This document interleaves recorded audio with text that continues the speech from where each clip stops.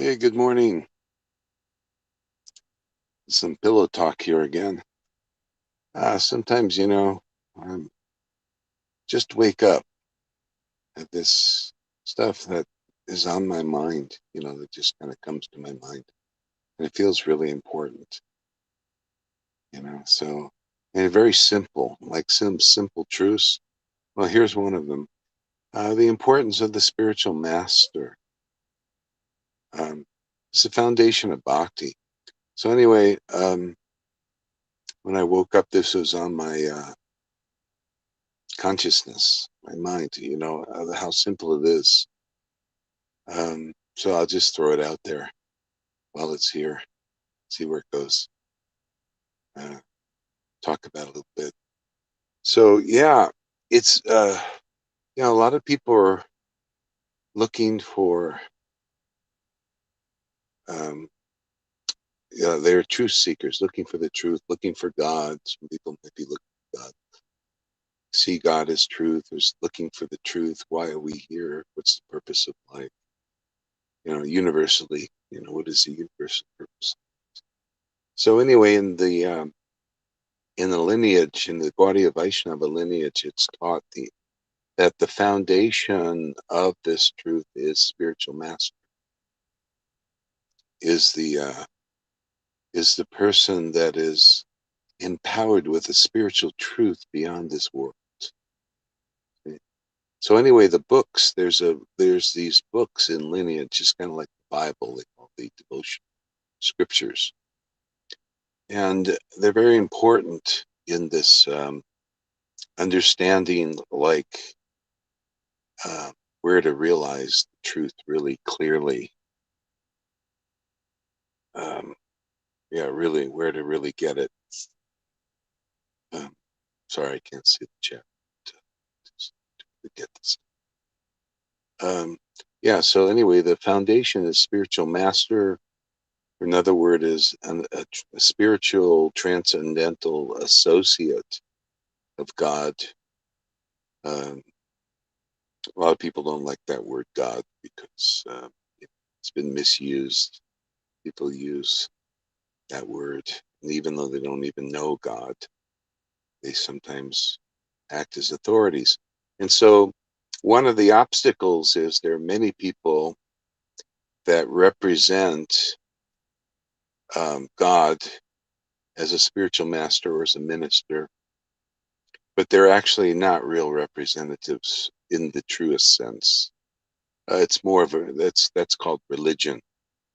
On the level of religion, all you have to do is go to school or get the rubber stamp of some authority, if it's some group, if you please them, and may not have the real qualification as a guru, a spiritual master, to distribute real knowledge of truth. So, anyway, the foundation of a spiritual master in, say, this line that I'm in is the Gaudiya Vaishnava line, is bhakti, devotion. This is a devotional path.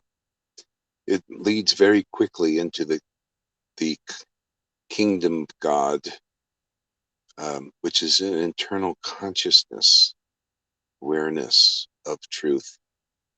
And one component of that is this bhakti, this devotion. This devotion is a feeling. It's an awakened spiritual consciousness, a feeling. Um, it's like the feelings in this world, but the feeling is spiritual. It's within these. One of the teachings in this Vaishnava line is we have a spiritual body that is usually dormant, spiritual consciousness that's dormant, and consider body consciousness, and needs to be activated or awakened. That's the idea, the job of the guru. So the real guru, and this is what I found, is most people haven't found the real guru. They don't know the real qualifications, and they found religion. And the truth is actually beyond religion. it's found the foundation of truth is truth. I mean, really simple, plain and simple.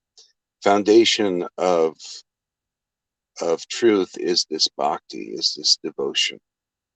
And if one really has this bhakti, this devotional feelings, these feelings, they're reposed on God, and they come forth when devotees are meditating on these representations of the Supreme Lord, Supreme, they call it in our line, Supreme Personality of Godhead.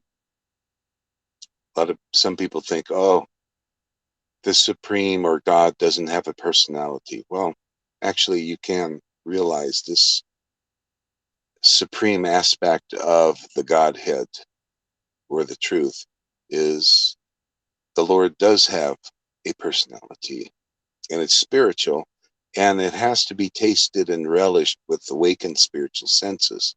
So the foundation of finding this path, and this depends on finding this quality of a guru who actually has these awakened spiritual senses. Okay? So the books teach, and this is the value of the books, in disciplic line, very pure consciousness, or concepts. So people need to be looking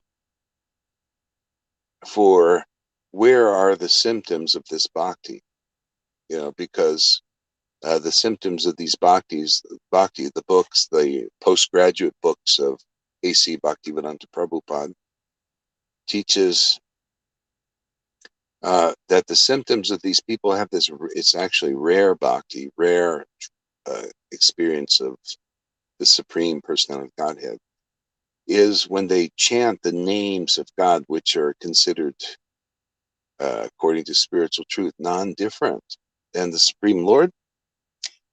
They have symptoms. Sometimes they laugh, sometimes they cry, choke up, call out to the Lord. And this is all spontaneous. This is an awakening of one's spiritual consciousness. Okay? Now, in most um, persons that are acting as guru or spiritual master in the Vaishnava line, I've seen don't have these symptoms, and they don't use these symptoms as a standard. See, so it's not this is really like what I call the gold standard.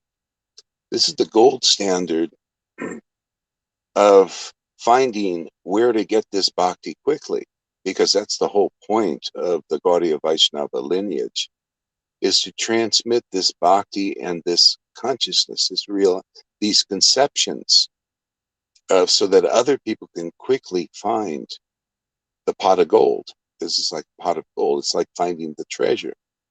So it's kind of like what Jesus was said, um, I'm the way, I'm the truth, I'm the life. See, the way is, see, a lot of people say, no, it's just Jesus. Well, you got to have the understanding of what he's talking about, the real meaning. Okay? So the way is the bhakti, the person, the bhakti, the way is the bhakti, and that comes through the bhakta. Because the one who has this kind of bhakti that calls out to the Lord just naturally, when devotion, this pure devotion for God, devotion for Krishna, devotion for Christ, awakens the true conception of the absolute truth also awakens. And if you have the books in the lineage, it'll confirm all of this. And it'll help one personally understand all of this too, because these are called the revealed scriptures by other persons who are real gurus, who have put their realizations in these concepts, in these devotional scriptures. They're very valuable in that way. But if bhakti has not awakened, then you cannot understand the deeper meaning of these scriptures, and you teach some superficial understanding, some external understanding, and that's kind of where things have been. That's kind of where things have been. Um, just some kind of external understanding of guru. So it becomes very superficial. It becomes religious. There's motivation there because only real bhakti manifesting in a person uh, dissolves one's material motives. All of a sudden, it's like you found this treasure, and you realize, this is what life is all about. This is the real happiness of life, is this devotional relationship with God, uh, devotional relationship with Krishna or Christ. So you realize, because that's the truth. A lot of people are looking for that truth in externally in so many other ways. They're looking for it in a relationship with some external person. Looking for it in their spouse, or looking for it monetarily. Like, let me make a lot of money, and then in this relationship with money, I'll be ultimately happy. See, so there's a lot of ways people are looking for this happiness, which is basically this devotional relationship. So those who have found this is called enlightenment. And it can be a simple thing and very easy if you find this path, but it's only found by those who are in this understanding. See, this is real knowledge. This is the essence of real knowledge. If anybody's been in any of these Krishna conscious movements and is looking or they have a guru, one of the thousands of guru that are made in these mass movements. If they understood this, they'd understand where to look for the real guru, which is the foundation of getting this bhakti real quickly. In this life, sometimes immediately, sometimes after months, you get your consciousness is purified, and you get this understanding, awakening, your spiritual body and relationship with the Supreme Lord awakens, and this is eternal. And now you got a companion forever in this spiritual relationship, transcendental relationship that lasts forever, that develops forever, that makes one for happy in this way forever. See, this is a forever thing, not going to from one object of happiness in this world to another object, always seeking, seeking, seeking, and never really finding, never being fully satisfied. Okay?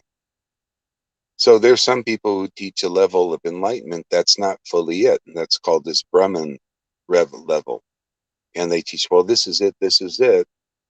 But that person teaching it and those persons following it may be satisfied for a time, just like anything being satisfied for a time in the world, but will move on. But from this, you don't move on from, you just move deeper into this consciousness, this understanding, this relationship. Because it's so good. There's nothing better than this. this is great, the supreme mercy. And these beings who have activated this relationship, they come to this world and they teach it. These avatars like Krishna and Lord Chaitanya is a real good one. He was the latest. Jesus also, but Lord Chaitanya lately, he really clarified this relationship. Like I personally have learned so many things about the Bible through this path, uh, which is just an extension of that devotional path Jesus started. It's just a clarification of it and the deepening of it. So that's in the devotional scriptures of the Vaishnavas. Anyway, I woke up with this. I mean, it's a simple truth. If people understand this, they would understand where is the door to the kingdom of God. So the door is the spiritual master, the one who is authentically empowered by the spiritual presence.